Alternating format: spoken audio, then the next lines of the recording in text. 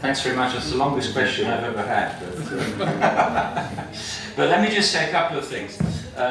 You raised some very good points. I wouldn't hold my breath that the European Union countries, or particularly the Trump administration, although they could surprise me, is suddenly going to announce that they support the breakup of Russia and support new countries emerging from Russia. If you remember, during the collapse of the Soviet Union, it was actually the West that was trying to prevent a Soviet collapse, thinking, Ukraine knows very well, thinking that this would lead to chaos, this would lead to even more war and conflict and so on and so forth, and that the process itself would be very chaotic. As it turned out, it was fairly peaceful. I mean, there was some violence that Gorbachev and his comrades tried against certain republics to hold it together, but it didn't work.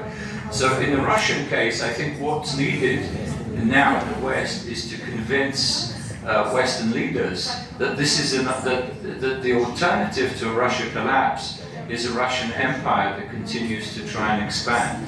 A Russian empire that's going to raise defense spending in the West, that's going to threaten neighbors, that could attack and hold some territories. We've already talked a little bit about the Baltic states.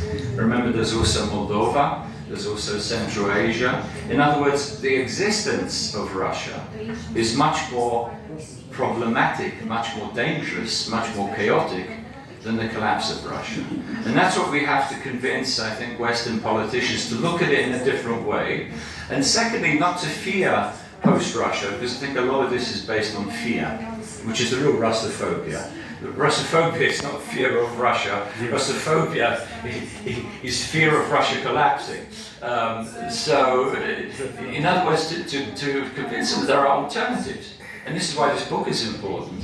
In other words, there are alternative voices, alternative resistance movements. I hear from people that there's a lot of young people in Russia, particularly in the republics and so on, and the regions, who are getting a bit fed up.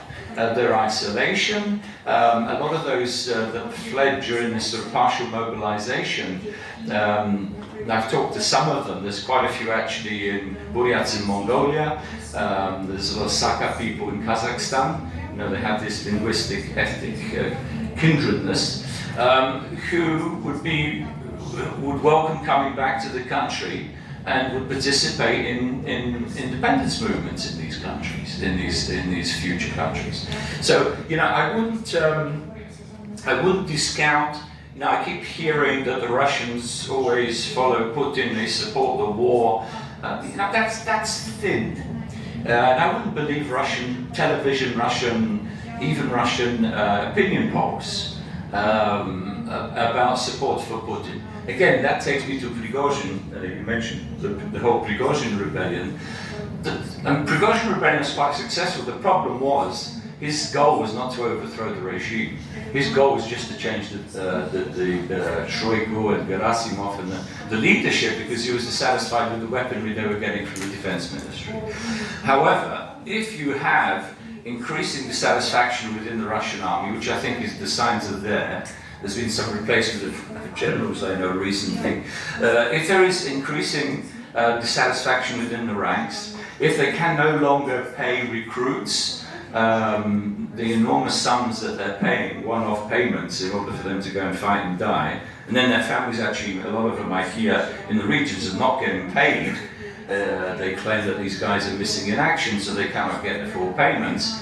If indeed they engage in a full-scale mobilization, or try to, you know, you're going to have some problems. You're going to have some resistance there, particularly if they can't pay these guys. There's so much to say, because you know you have to also look at the Russian budget, which is shrinking. The reserve fund, I hear from Russian economists, this wealth fund that they've accumulated during the boom years of Russian oil exports, is beginning to be seriously depleted and could expire by the end of the year, early next year. The oil revenues are not what they used to be. If oil were to fall below, what, $45, $50 a barrel, the Russian budget would, if not collapse, would basically go down the drain. In addition, there's one other thing, I think somebody mentioned sanctions.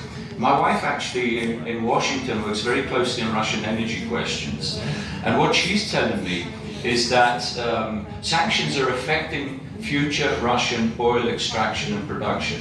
They do not have the technology, the know-how and the investment to continue with energy production in the longer term. Not even to mention the competition with shale, the global warming which is affecting oil fields and so forth in the Urals and the Arctic and so forth.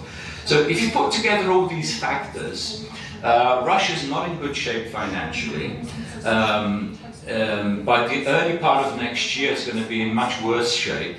At the same time, there's a very good report by Carnegie recently in Washington on potential power struggles within the Russian elites. As the pie shrinks, the economic pie shrinks, Putin dispenses different parts of this pie, these resources to certain groups, to certain oligarchs, to certain members of the security services, certain cliques. Once that starts to shrink, and they're already seeing signs of this, there's going to be some power struggles over the remaining pie. Who gets what? Who can be eliminated so I can get a bigger part of the pie? So once that begins, that process begins, a lot of this is hidden. Remember Kremlinology? Well, we try to decipher what the hell is going on by the guy standing on the podium on the mausoleum. Who's standing where, what hat are they wearing, yes. How many buttons, all this sort of stuff. So it's difficult to divine at this point. Russia looks very stable until it's not, and that can happen very, very quickly. One other factor, very important, which I think links a lot of this up, which is the regional question. That comes back to what you're talking about, how we should be focusing much more on regional and Republican leadership. Because I do believe that as the economic pie shrinks, and I think it's already happening, the subsidization for regions in terms of their infrastructure, social services, pensions and so on, that's going to decline as well, seriously decline, including the North Caucasus, including in Kadyrov's territory.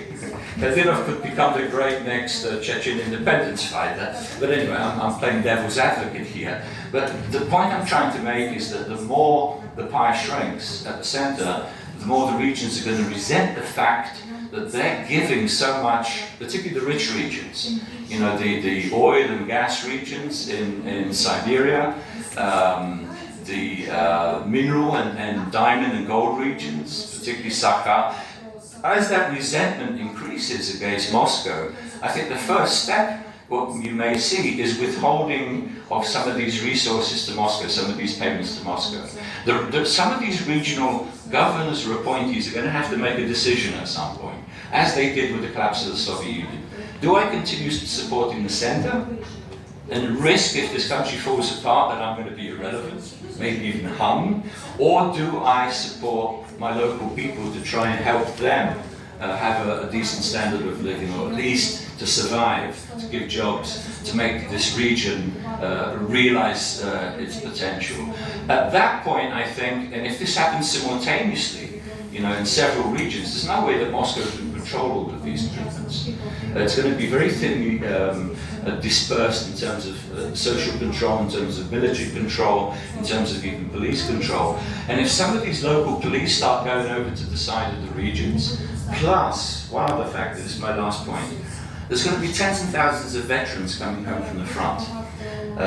Traumatized, angry, weapons in hand, expecting to be given some sort of privileges when they return home because they fought for Moscow, fought for the country. They're not going to see any of that. They're coming back to very poor regions, which are sinking even deeper into poverty.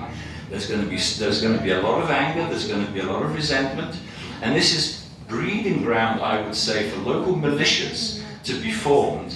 Either you have increasing warlordism, gangsterism in Russia, collapse of central authority, ungovernability, or, which I think is the most optimistic and positive alternative, is where some of these regional governors, regional leaders, use these returning troops, use these militias to form the rudiments of new armies, new security forces in the emerging entities, the emerging republics and regions of Russia. So there's a lot more to say, but I just wanted to outline a few thoughts. So a small